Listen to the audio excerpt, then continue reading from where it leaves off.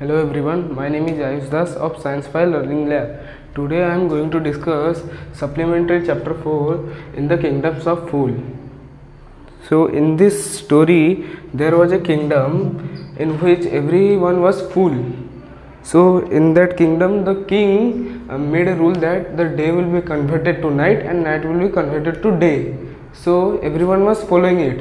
One day a group of gurus with his disciple came into the kingdom, and they saw that it was a beautiful kingdom but there was no one, and at night everyone was going for work.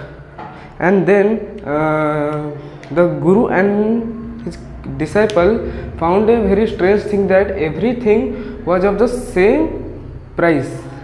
And then Guru told it was the kingdom of fool, we will leave it, but the disciple denied it, and he told, oh, everything was of the same price, so he will not leave this kingdom.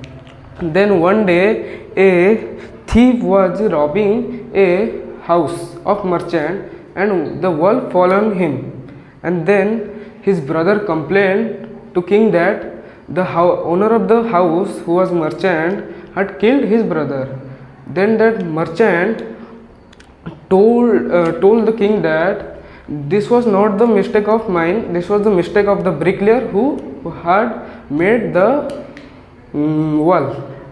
Then the bricklayer was brought into the court, and the bricklayer said that it was the mistake of the dancing girl who was coming and going again and again, so he was distracted, and the wall became not strong. And then then the lady told that it was the mistake of the goldsmith, because he had given his gold to the goldsmith, and goldsmith was doing many excuses, and he was saying, I will give then and then, so he was coming and going again and again. And then the